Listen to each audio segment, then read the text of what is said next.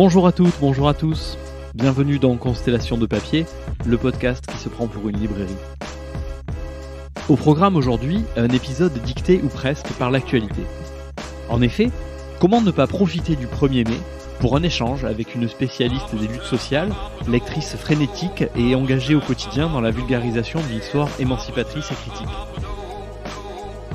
Elle nous parle aujourd'hui de ses lectures personnelles, avant de nous présenter, la semaine prochaine, ses lectures professionnelles. Au cœur des unes et des autres, la solidarité, les combats pour l'égalité et une énergie communicative. J'ai une espèce de pile chez moi de trucs à lire que j'arrive pas à écluser parce qu'évidemment, comme une conne, j'en rachète des nouveaux. Ici Jérémy, libraire sans librairie, et je reçois aujourd'hui Mathilde Larrey. Bonjour Mathilde. Bonjour Jérémy. Bienvenue, merci beaucoup d'avoir accepté mon invitation à nous dévoiler tes lectures. Donc on va commencer aujourd'hui, on a un petit peu l'habitude par les lectures, tes lectures un peu plus personnelles, et puis la semaine prochaine on verra tes lectures professionnelles, même si on le voit de plus en plus au fil des épisodes et des entretiens, tout ça se mélange, et je pense que ce sera un petit peu le cas aujourd'hui, avec une présence forte, j'imagine, au fil des livres qu'on va évoquer de l'histoire, mais on va voir tout ça ensemble. Avant de commencer, on va faire une petite entorse au déroulé habituel de l'émission, parce que cet épisode en fait cet épisode va être diffusé le 1er mai, et c'est entre autres pour ça que j'ai voulu parler lecture avec toi, parce que tu t'intéresses évidemment beaucoup, c'est ton domaine de compétences à l'histoire des révolutions, à l'histoire sociale, à des mobilisations sociales au 19e siècle et ainsi qu'au 20e siècle. Du coup, à ce titre, est-ce que, avant qu'on attaque l'entretien à proprement parler, tu peux nous parler un tout petit peu du 1er mai, d'où il vient, des traditions dont il s'inspire et de ce qu'il représente aujourd'hui? Ah bah oui, je peux. Je vais essayer d'être rapide. Alors le 1er mai, c'est la fête internationale des travailleurs. Donc c'est surtout pas la fête du travail, mais non, mais parce que on retrouve ça encore médiatiquement ou dans certaines paroles de politique. Donc c'est la fête internationale des travailleurs ou de lutte pour les droits des travailleurs et des travailleuses. Donc c'est un choix de l'Internationale socialiste, l'Association internationale des travailleurs, lorsque elle se reconstitue en 1889. Donc c'est la deuxième internationale. La première était morte dans les années 1870, et elle se reconstitue en 1889, et une de ses premières décisions est donc de se donner une date internationale de lutte pour les droits des travailleurs. Maintenant, on dit et les travailleuses, c'était pas trop la préoccupation à ce moment-là. Et en fait, c'est une date pour revendiquer les 8 heures de travail par jour.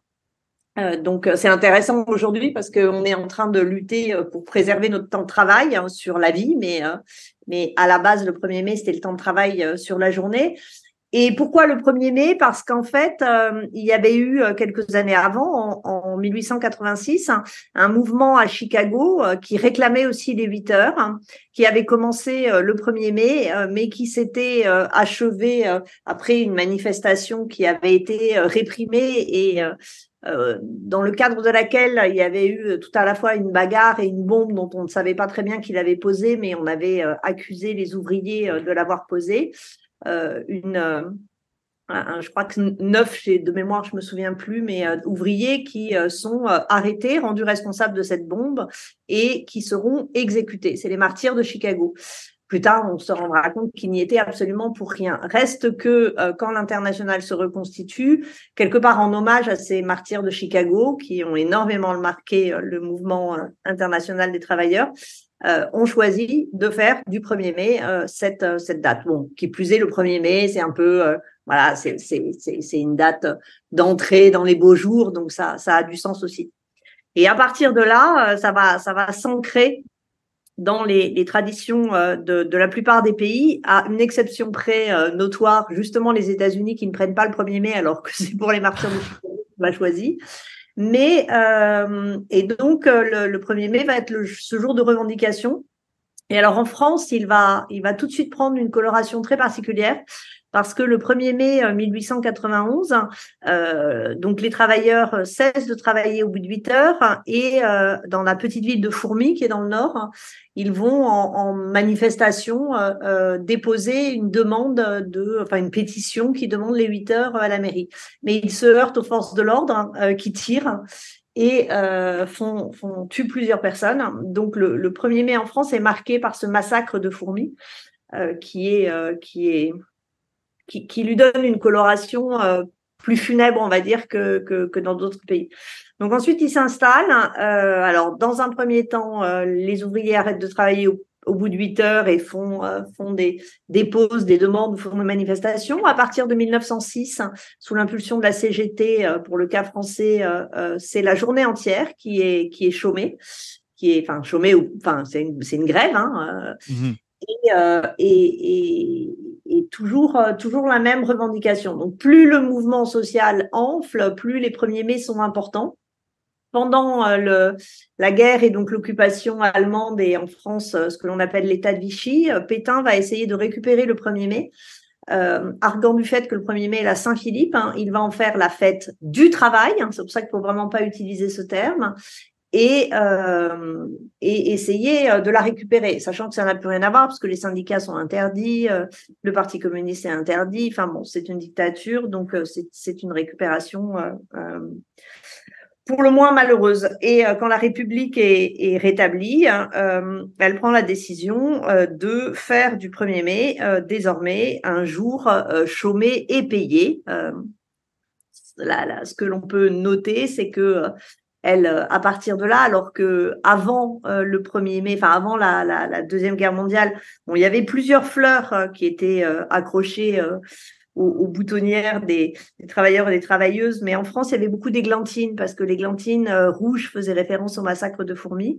C'est essentiellement Pétain qui avait fait développer le muguet pour sa fête du travail, mais parce que le muguet pousse bien à cette période et que c'est plus facile de le cultiver, dans l'après-guerre, on va reprendre le muguet. Et ensuite, voilà, c'est une tradition, mais désormais, c'est un jour chômé et payé, qui est marqué par des manifestations qui sont toujours très intéressantes à lire, parce qu'elles donnent souvent à lire la division syndicale, avec des cortèges différents selon les syndicats. Et ce qui va être intéressant cette année, c'est que pour la première fois depuis très, très, très longtemps, on va avoir un 1er mai unitaire. Voilà, j'ai été rapide, parce qu'il y aurait évidemment bien plus de choses à en dire. On espère effectivement être le plus nombreux et nombreuses pour ce 1er mai unitaire, comme tu l'as précisé. Merci beaucoup. Je te propose donc de faire maintenant ce qu'on fait au début de chaque émission, comme une espèce de fil rouge entre invités. Donc, mon invitée précédente, qui est Daniela Vitaiano, chercheuse en littérature italienne, a terminé son entretien avec une citation qu'elle partage avec toi. Du coup, je te laisse rebondir un petit peu là-dessus. Donc, elle a choisi de prendre les quelques dernières lignes du mythe de Sisyphe d'Albert Camus. Et c'est donc ces 2 dernières phrases. La lutte elle-même vers les sommets suffit à remplir un cœur d'homme. Il faut imaginer Sisyphe heureux. Alors, est-ce que tu peux nous dire en quelques mots ce que ça t'inspire ? Bon, déjà, moi, je suis plus Sartre que Camus. Alors, je m'en doutais que tu allais dire ça. Voilà. Écoute, je trouve que vu la période, je le lis, ça me fait penser à ça, c'est-à-dire qu'on passe notre temps à remettre l'ouvrage de la lutte sur le métier, donc on pousse notre pierre pour essayer de résister aux réformes, au détricotage de l'État social, etc. C'est dur, parfois on perd, on recommence, mais ouais, on est heureux. Objectivement, moi je suis plus heureuse dans la lutte que quand il n'y en a pas. Évidemment, je serais plus heureuse dans une société complètement juste où il n'y aurait plus besoin de lutter, mais je ne suis pas assez utopiste pour penser que je vais la vivre. Donc, ouais. Tant que je lutte, je suis contente. Merci. Donc maintenant qu'on s'est échauffé, qu'on a fait un peu de mise en jambe avec ces 2 petites questions introductives, allons-y donc dans tes lectures. Alors, le premier titre dont tu m'as parlé dans la liste que tu m'as envoyée, tu m'as parlé de Jack London et de Cro-Blanc, qui est en train de prendre haut la main la tête du classement des livres et des auteurs les plus cités. Me donnerait presque l'idée de faire une série qui nous soit consacrée. Ouais, c'est vraiment. Alors, à la fois le Jack London, les œuvres entre guillemets de jeunesse, enfin Cro-Blanc, ce genre de choses, et puis aussi après l'auteur plus politique, mais il ressort très régulièrement. Du coup, je te propose que tu nous parles plutôt de Balzac pour commencer, que tu as lu du coup un petit peu plus tard, mais parce que tu as accompagné ton explication de la question de l'attachement au personnage dans Splendeur et misère des courtisanes. Du coup, ça me semblait une entrée intéressante. Donc, si tu veux commencer par nous parler de ça. Ben, surtout qu'en fait, quand on repense aux lectures qu'on a fait quand on est petit, on ne sait plus trop pourquoi on a aimé en fait. Moi, j'ai le souvenir d'avoir beaucoup aimé Splendeur et misère des courtisanes. J'avais moins aimé Les Illusions perdues. Enfin, j'en avais lu d'autres, mais j'ai ce souvenir du bonheur de lire Splendeur et misère des courtisanes. Et ce qui me reste, l'histoire, je m'en souviens plus du tout. Je sais plus du tout. Je sais plus trop ce qui se passe. Mais ce qui me reste, c'est ces deux personnages. Donc Vautrin d'un côté, qui est un bandit devenu flic, qui est un vrai personnage historique, mais romancé par Balzac, et qui, comme le personnage historique, c'est marrant, je me souviens plus du nom du personnage historique, ça, c'est marrant. Bref, voilà, et plein de noirceur, mais aussi d'intelligence, enfin, voilà, j'aimais bien je pense que j'aimais bien ce côté, voilà, on passe du crime à la police et de la police au crime de façon assez rapide, et en même temps, son art de la manipulation, c'est des personnages qu'on voit pas trop justement dans les lectures jeunesse, et Splendeur et misère des courtisanes que j'ai peut-être lu trop tôt, n'empêche que ça faisait du bien d'avoir un personnage finalement assez ambivalent. Et Esther, Esther, je sais plus pourquoi, mais je sais que pour moi, elle représentait la figure de l'amoureuse parfaite. Enfin, elle avait une espèce dans mon souvenir, elle a une générosité dans l'amour, une force dans l'amour aussi, une capacité à être amoureuse que j'avais trouvée extrêmement forte et sans être niaise. Alors peut-être que si je le relisais, je la trouverais plus niaise que quand j'étais jeune. Mais pour moi, voilà, c'était pas la princesse en amourée, mais c'était l'amoureuse qui se bat pour son amour. C'est ces deux personnages qui me restent. Rubempré, j'en avais rien à foutre de ce gars-là, je le trouvais fadasse, et je comprenais pas comment des personnages aussi intéressants que Vautrin en homme qui se sert de lui, et Esther qui est amoureuse de lui, pouvaient trouver quelque intérêt à ce personnage que je trouvais fade, alors que eux deux, je trouvais qu'ils avaient une grandeur, l'un dans la noirceur, l'autre dans le soleil de l'amour, beaucoup plus fort, quoi. Donc tu dis peut-être que si tu le relisais maintenant, tu y trouverais d'autres choses, mais tu m'as indiqué aussi, et j'ai trouvé ça rigolo de préciser ça, que tu ne... Parce que des fois, ça c'est aussi une question que je pose à mes invités, de dire, tiens, ces lectures ou de jeunesse ou d'adolescence ou un peu scolaire, contrainte, est-ce que c'est des choses potentiellement que tu as relues, est-ce que ton regard a changé, etc. Et toi, tu m'as dit, tu relis pas les livres que t'as déjà lus, jamais. Non, alors c'est pas une règle, mais ce qu'il y a, c'est que j'ai l'impression que j'ai tellement de livres à lire, j'ai envie de lire tellement de lire, j'ai une espèce de pile chez moi de trucs à lire que j'arrive pas à écluser parce qu'évidemment, comme une conne, j'en rachète des nouveaux. Prendre le temps de relire quelque chose, j'ai l'impression que ça m'empêcherait de lire un truc neuf. Mais c'est idiot parce qu'il y a plein de lectures de jeunesse et notamment pas mal de classiques que j'ai lus jeune, que j'ai aimé jeune, mais quand j'ai relu des classiques plus tard avec plus de bagages historiques, plus de sensibilité au style aussi, je pense, que j'ai particulièrement apprécié parce que je les ai lus tard, je me suis dit merde, c'est con de les avoir lus si jeunes en fait, et de peut-être être passé à côté de choses. Mais en même temps, j'ai sûrement vu dedans des choses qu'adulte, je n'aurais plus vues. Donc, voilà. Oui, il y a pas forcément, on va dire, une meilleure lecture. C'est aussi des questions de sensibilité qui sont différentes en fonction des âges. Et puis, le truc qui est très étonnant, alors je sais pas, il faudrait que j'essaye, mais les quelques fois où je me suis retrouvée à relire un livre, alors c'était plutôt parce que j'avais oublié que je l'avais lu, et donc c'est plutôt des polars. Parce que des fois, on oublie qu'on les a lus. Et à la fois, si on me demande c'est quoi l'histoire de, je n'en sais rien du tout. Mais si je le reprends, au bout de 10 pages, je sais que je l'ai lu et je m'en souviens. Oui, quelque chose peut-être, pas tant de l'histoire en soi que d'une sensation d'un peu de, je sais pas, de familiarité ou d'une ambiance ou quelque chose qui travaille quand même. Alors là, c'est un peu de mes souvenirs, entre guillemets, dont je vais parler. Tu m'as cité également La Maison aux Esprits d'Isabelle Allende. Moi, j'en garde personnellement, mais là peut-être que tu vas me démentir absolument, le souvenir aussi d'un roman avec une grande galerie de personnages qui sont justement potentiellement les 10 esprits de la maison. Du coup, je serais content que tu nous en parles et puis que tu le situes aussi du coup dans le contexte historique qui est le sien et puis aussi éventuellement le contexte dans lequel tu l'as lu toi. Alors, La Maison aux Esprits, je l'ai lu. En fait, moi, je sais pas, enfin, quelle est ton expérience ou quelle est l'expérience de celles et ceux qui écoutent de lecture, mais moi, il y a des moments où j'arrive plus à lire. C'est-à-dire que je prends un bouquin, je le laisse tomber. Je prends un bouquin, je le laisse tomber. Je l'accroche pas, je les trouve pas bons. Enfin, j'ai une espèce de mauvaise série et je déteste ça et ça m'énerve à mort. Et je me souviens d'avoir discuté, parce que j'adore discuter de bouquins avec des gens dans un cadre complètement informel. Et quelqu'un m'avait dit, bah, moi, j'ai lu La Maison Esprit, j'ai adoré, c'est vraiment le genre de livre qui te réconcilie avec la lecture. Donc, je me suis dit, je vais essayer. Et de fait, ça m'a permis de recommencer à lire. Donc, je suis reconnaissante à cette personne dont je sais plus le nom et au livre de m'avoir remis dedans. C'est arrivé plusieurs fois dans ma vie comme ça, que des livres me sauvent, en fait, de moments où j'arrivais pas trop à lire, où la facilité est de prendre un polar parce que ça se lit bien, mais en même temps, c'est pas un vrai plaisir de lecture pour moi. Et, donc, La Maison aux Esprits, effectivement, sacrée galerie de personnages.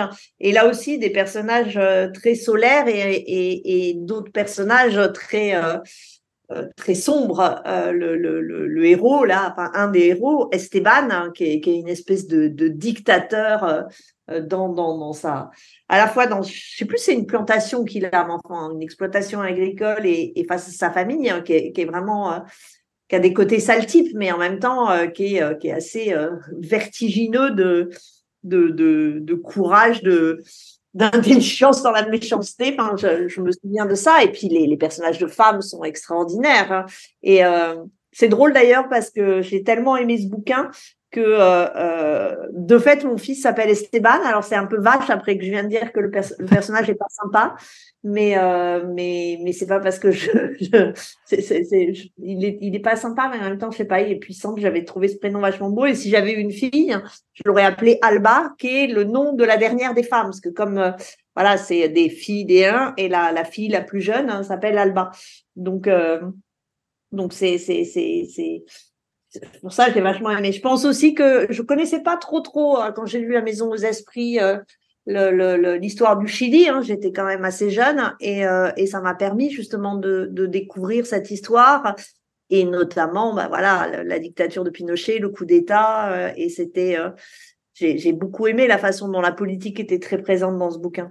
Et là, j'ai peur de dire n'importe quoi. Le lien familial d'Isabelle Allende avec c'est sa nièce, d'accord. Et effectivement, ça transparaît, enfin ça fait plus que transparaître dans le livre, et je pense que c'est vraiment une porte d'entrée pour beaucoup de ses lecteurs et lectrices, une porte d'entrée vers une découverte un petit peu de cette histoire-là, avec en plus le style et puis cette espèce de forme de réalisme magique qui donne quand même une couleur particulière au livre. Oui, qui est certes sans doute littérairement plus facile et moins merveilleux que Garcia Marquez. Enfin voilà, c'est vrai que a priori, on aurait tendance à dire que L'amour au temps du choléra ou les autres bouquins de Garcia Marquez, pour le réalisme politique, c'est mieux.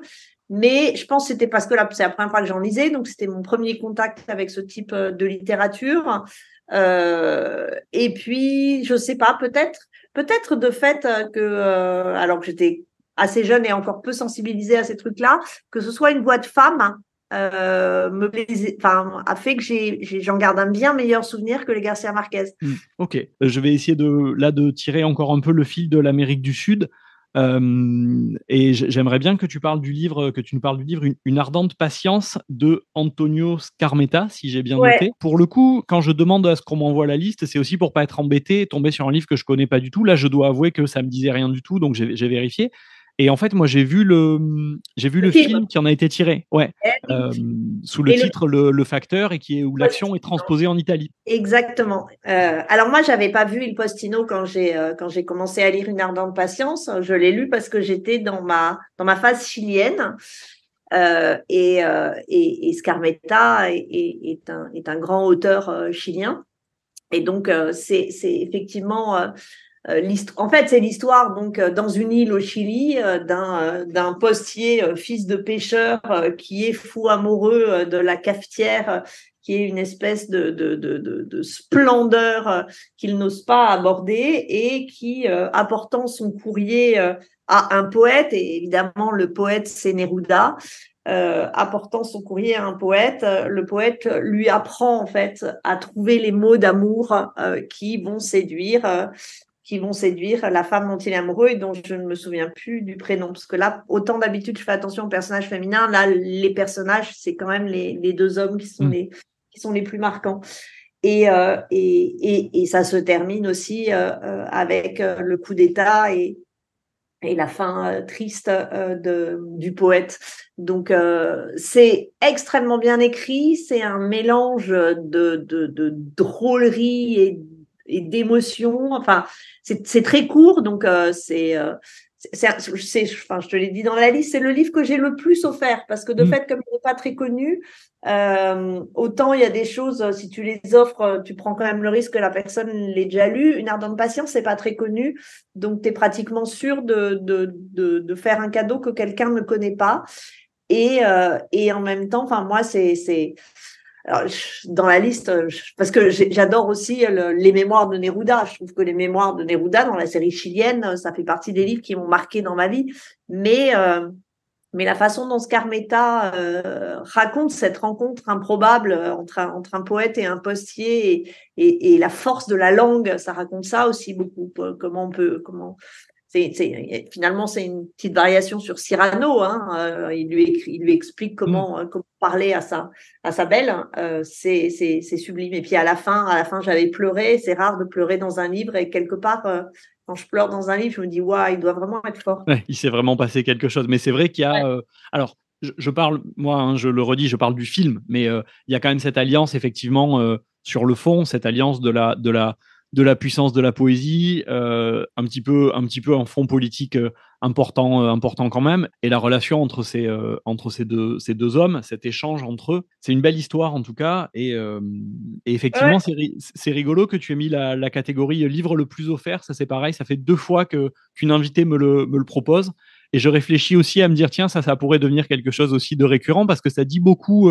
À la fois, comme tu l'as expliqué, de la personne qui offre les livres, et puis à la fois de l'ambition, entre guillemets, qu'on met dans les livres qu'on offre. Je trouve que c'est une entrée intéressante. Ouais, moi, en fait, j'essaye d'offrir des livres dont je suis sûre, dont je pense que les gens les ont pas lus.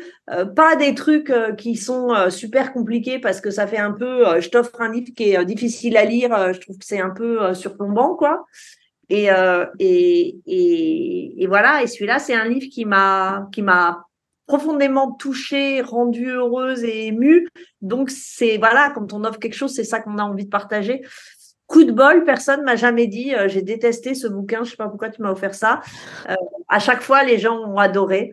Donc puis c'est chouette parce qu'après, je peux continuer à en parler. J'aime bien parler des livres avec les gens.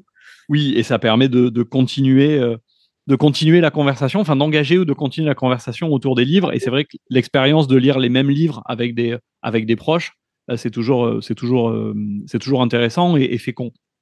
Ah, c'est génial. Moi, il y a évidemment 2 solutions. On lit le même livre en même temps et ça peut être des choses assez super hein, parce qu'on avance à des rythmes différents, on réagit, on peut parler à chaud et là, on s'en rappelle et parler d'un livre que quelqu'un est en train de lire mais qu'on a lu longtemps avant et donc ce que la personne nous en dit nous rappelle des souvenirs et c'est là qu'on se rend compte souvent qu'il y a plein de choses qu'on a oubliées dans un livre.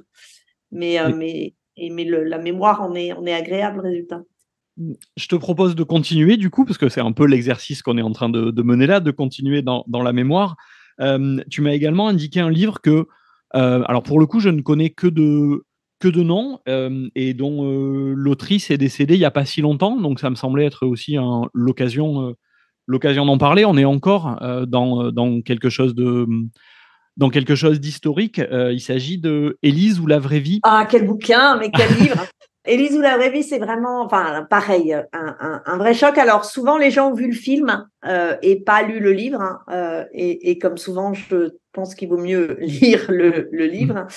Élise ou la vraie vie, Élise, c'est Au début, c'est presque un personnage d'Annie Ernaux, hein, parce que c'est une jeune fille de la campagne qui en a marre de la pression dans sa famille et qui décide de partir en ville pour travailler en vivant avec son père, avec son frère pour travailler et être un peu autonome. Et donc, elle va se retrouver à la chaîne chez Renault et elle se retrouve à la chaîne dans les années 60. Elle est donc OS, ouvrière spécialisée, à un moment où, de toute façon, dans les usines taylorisées, enfin, dire taylorisées dans les années 60, c'est un peu bizarre, mais enfin, dans ces chaînes, dans ces usines automobiles, les ouvriers déqualifiés, dits spécialisés, c'est soit des femmes, soit des ouvriers immigrés. Et donc, elle rencontre des ouvriers immigrés non, parce qu'ils sont français à ce moment-là. Elle rencontre tout un tas d'ouvriers algériens qui travaillent à la chaîne à ce moment-là. Sauf qu'on est dans les années 60, début des années 60, en pleine guerre d'Algérie, et que cette rencontre et cet amour, parce que je pense que c'est un des plus beaux romans d'amour qui existent. Enfin, dans mon souvenir, je crois que j'ai jamais lu des phrases qui disent mieux qu'est la puissance du sentiment amoureux. Et j'ai ce souvenir-là.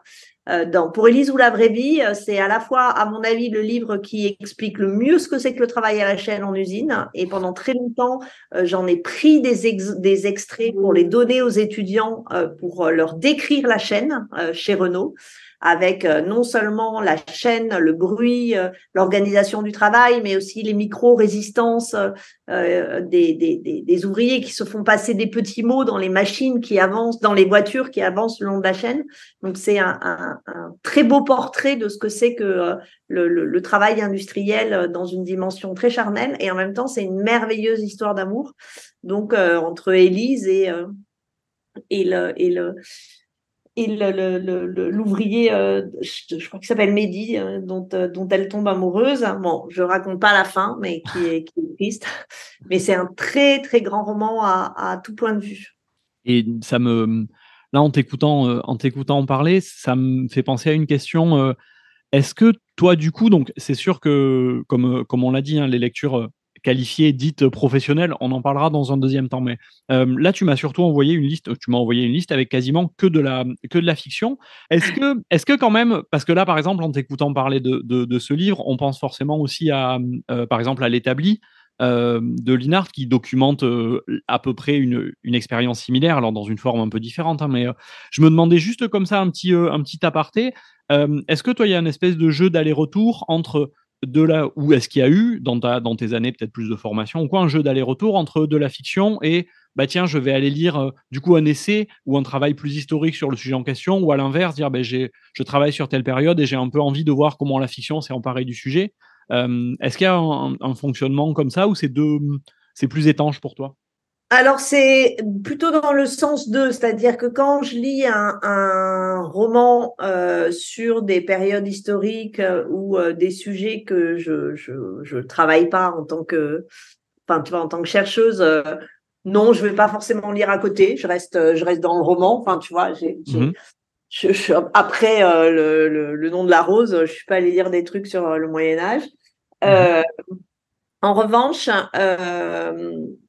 oui, j'aime bien lire des romans en lien avec les objets qui m'intéressent en recherche. Et d'ailleurs, je donne beaucoup de romans à lire aux étudiants en leur disant, en partant du principe que, non seulement je leur donne des lectures scientifiques, mais en leur disant, mais lisez ce roman aussi, voilà, évidemment, apprenez pas, il s'agit pas de l'apprendre de la même façon, mais ça vous mettra dans l'ambiance, qui peuvent être soit des romans de l'époque, hein, je veux dire, Balzac, je le redonne souvent, Les Misérables, je le donne aussi, ça m'arrive de leur donner des livres, mais je peux aussi leur donner des livres qui sont décalés. Par exemple, le 14 juillet de Vuillard, hein, je le fais lire à mes L2 qui ont la Révolution française au programme, parce que même s'il a été écrit bien plus longtemps après, mais je trouve que en fait, il est utile pour comprendre une période, pour se mettre dedans. Donc oui, je le fais beaucoup. Et de fait, Alors, Élise ou la vraie vie, est-ce que c'est pour ça que je l'ai lu? Je sais pas. Élise ou la vraie vie, c'est un livre que lisaient mes parents, hein, parce que mes parents sont des très très grands lecteurs aussi, et donc on se passe beaucoup de livres de mes parents à moi. Élise ou la vraie vie, c'est un livre pour la paix en Algérie, contre la colonisation. C'est des combats qu'ils avaient menés. Je pense que c'est pour ça qu'ils l'avaient lu et je pense que c'est plus pour ça qu'ils me l'ont passé. C'est pour la dimension décoloniale. Mais moi, je l'ai lu à un moment où je faisais des cours en histoire du monde du travail.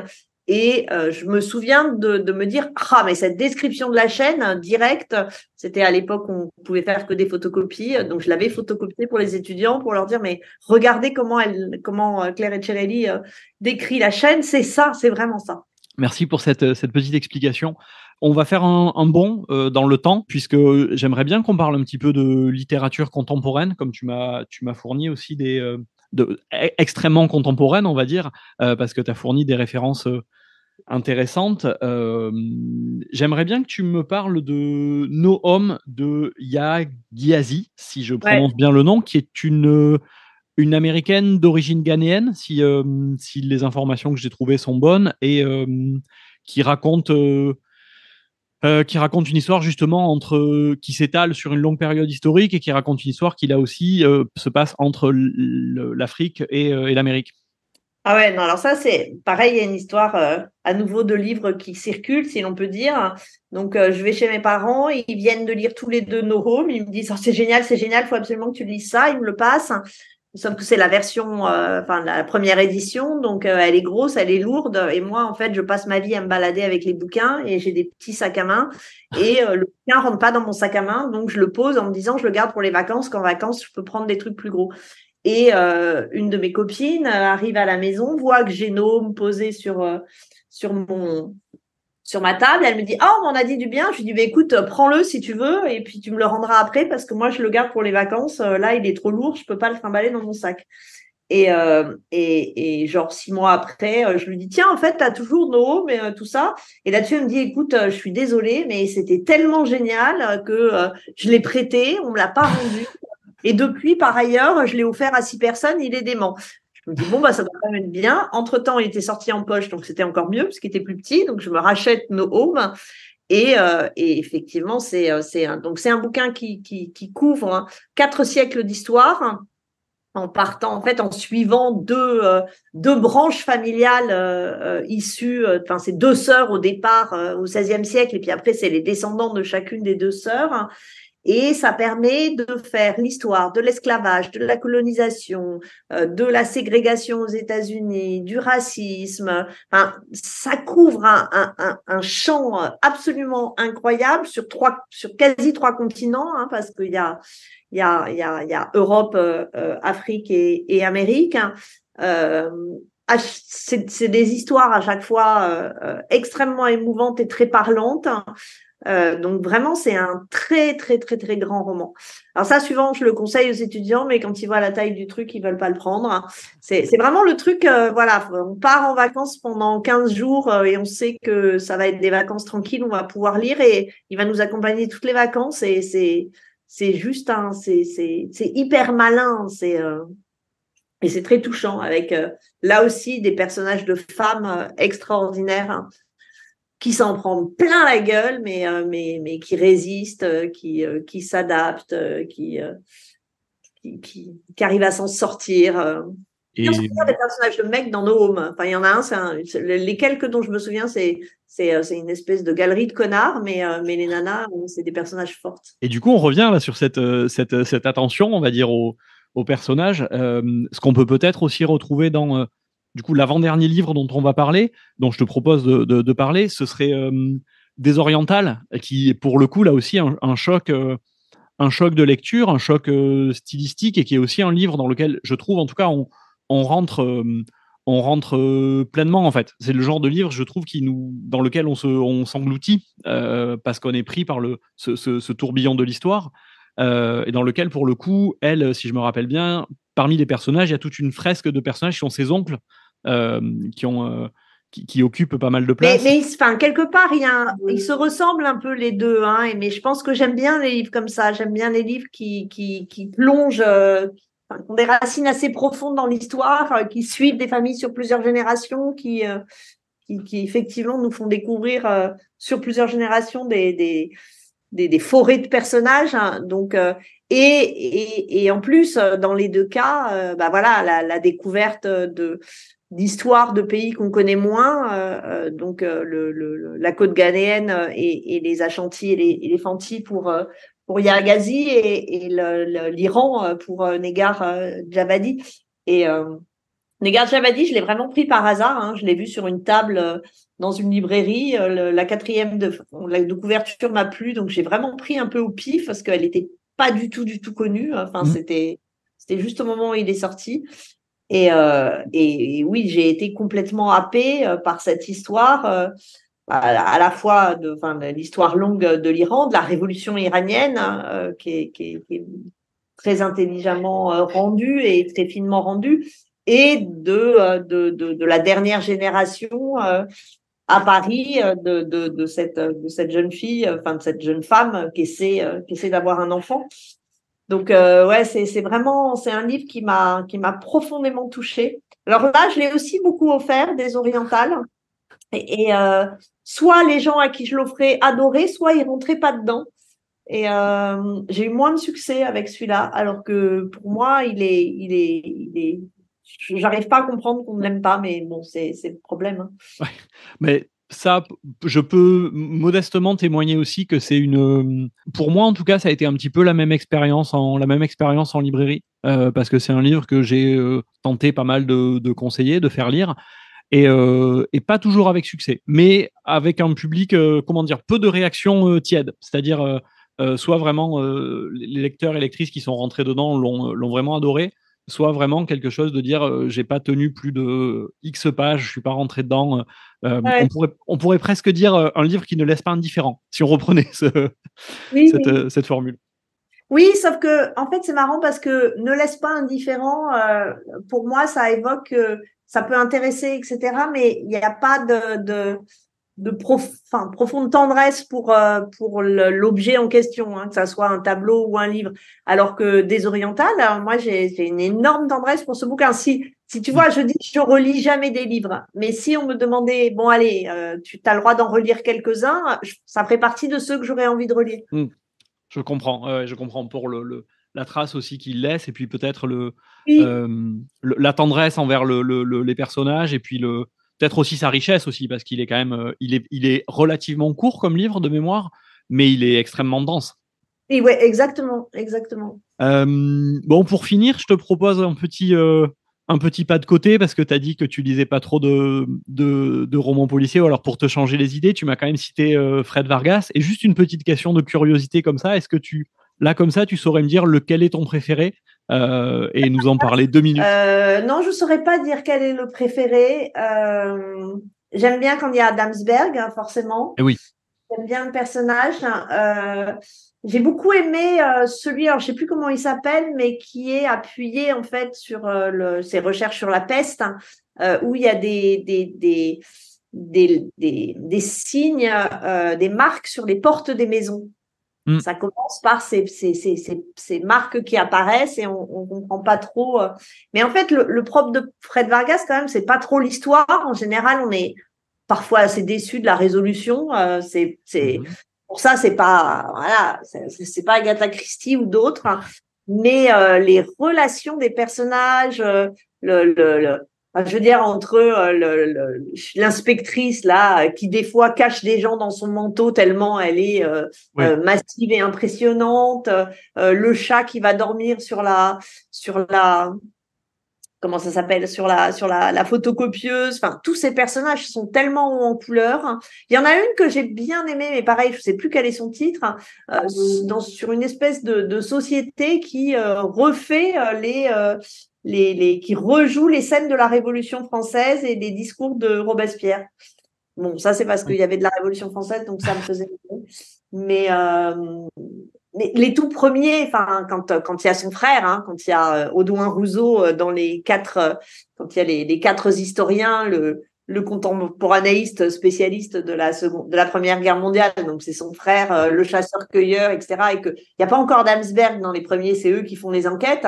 Mais moi, je trouvais ça, quand j'ai découvert Fred Vargas, surtout comme je suis pas une grande lectrice de polar, voilà, j'ai lu des classiques dans les polars, et là, d'un seul coup, ça atomise tellement le genre que j'aime bien.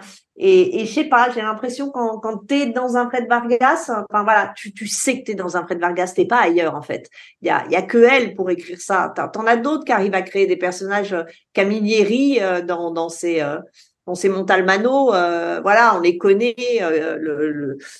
Celui qui est à l'accueil là et qui prononce pas bien les noms. Il y a évidemment cette langue traduite par Kadopani qui est extraordinaire, mais je trouve que Vargas, personne d'autre n'écrit comme elle. Enfin, il y a quelque chose d'assez magique, quoi. Ouais, c'est hyper drôle, c'est hyper inventif. Cette présence de l'histoire par moment est juste géniale.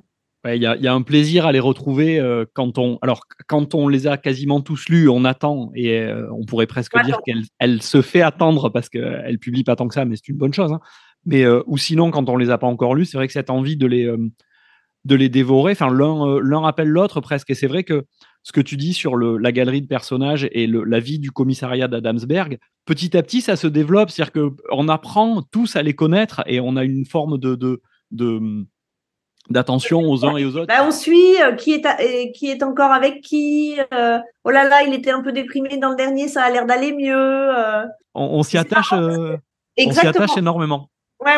Et puis quand on reprend le livre, dès qu'ils interviennent, on dit ah oui, ça y est, c'est lui, parce qu'il y en a qu'on avait oublié, mais hop, on le retrouve tout de suite.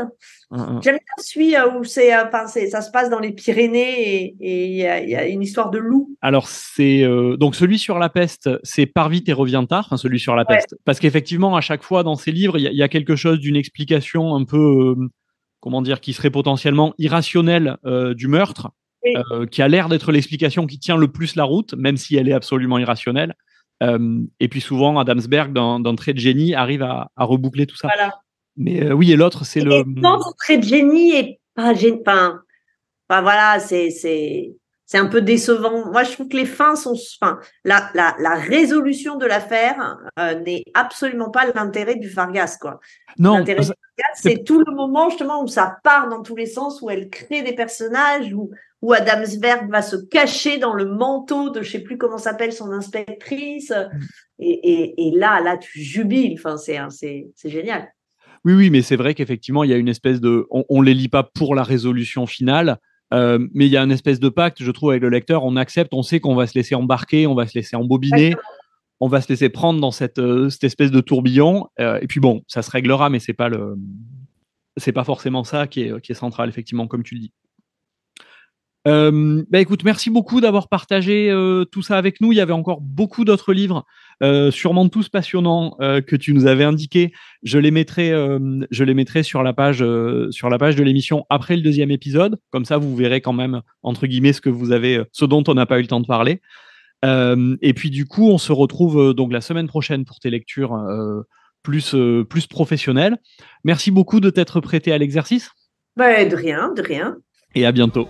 Et à bientôt, à la semaine prochaine. C'était le 13e épisode de Constellation de papier. Un épisode enregistré à distance entre Marseille et Paris le 28 avril, monté et mixé les jours suivants jusqu'au 1er mai. Il y a un peu plus de 22 ans mourait Jérôme Landon, héritier de la résistance au nazisme, pourfendeur de la torture en Algérie et bien sûr grand éditeur de littérature, découvreur de certains de ses noms les plus reconnus. L'un d'entre eux, Jean Echnoz, lui consacra un livre, bref et touchant. À sa façon, un faux détachement fataliste teinté d'ironie, il nous raconte une histoire d'amitié et de fidélité. Je cite.